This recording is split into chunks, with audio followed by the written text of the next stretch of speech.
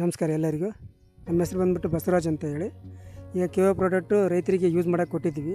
Result ಯಾವ ಥರ ಬಂದಿದೆ ಅವ್ರ ಬಾಯಿಂದ ಕೇಳ್ಬೇಕಂತ. Thank you sir. ನಮ್ಮ ಹೆಸರು ಪ್ರವೀಣ್ ಅಂತೇಳಿ, ಅಗಸ್ನೂರು ಗ್ರಾಮ. ನಾವು ಸುಮಾರು ನಮ್ಮದು ನಮ್ಮ ಚಿಕ್ಕಪ್ಪರದು ಎಲ್ಲರದ್ದು ಸೇರಿ 10 ಎಕರೆ ಮೆಣಸಿನ್ಕಾಯಿ ಇಟ್ಟಿದ್ದೀವಿ. ನಾವು ಫಸ್ಟ್ ಟೈಮು ಏನು ಮಾಡಿದ್ವಪ್ಪ ಅಂದರೆ ಚಿಲ್ಲಿಗೆ ಸ್ವಲ್ಪ ಕೆಂಪು ರೋಗ ಇದ್ದಂಗಿತ್ತು. ಆಮೇಲೆ ಗ್ರೋತ್ ಇರಲಿಲ್ಲ. ಅದಕ್ಕೆ ನಮಗೆ ಕೆಒದವರೊಬ್ಬರು ಈ ಥರ ಸಜೆಷನ್ ಕೊಟ್ಟದಾಗ ನಾವು ಹೊಡೆದಿದ್ದೇನಂತಂದರೆ ಅಗ್ರೋ 80+ ಗಮ್ಮಿಗೆ ಹೊಡೆದ್ವಿ.